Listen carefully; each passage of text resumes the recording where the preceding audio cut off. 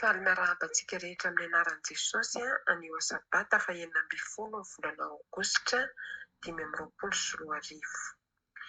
Ny tenin'Andriamanitra izay hozaraina amintsika androany dia ao amin'ny Luka 2:20, andininy 4:19 ka hatramin'ny 1:70.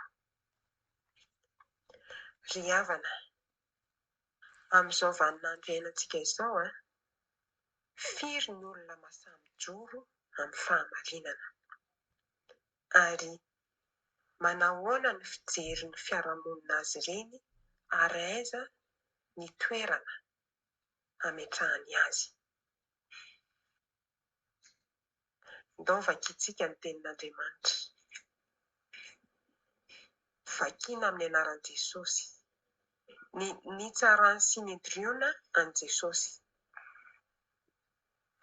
Raha vao nazava ny andro dia nivory ny filan-kevitry ny loha olona dia ireo lehibe ny mpisorona sy ny mpanora-dalàna ka nitondra an Jesosy eo aminy sy ny idirionany. Ary niteny hoe, raha ianao ny Kristy dia lazao aminay.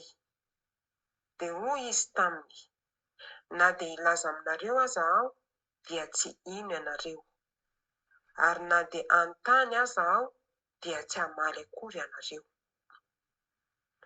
Fa hatramin'izao ny zanak'olona dia hipetraka eo ankavanan'ny herin'Andriamanitra. Hoy izy rehetra, zanak'Andriamanitra ary va ianao?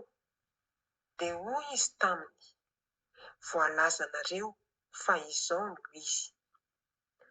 Ary hoy ireo, ka inona indray no ilantsika vavolombelona fa ny tenantsika no efa nandre tamin'ny vavany. Amen.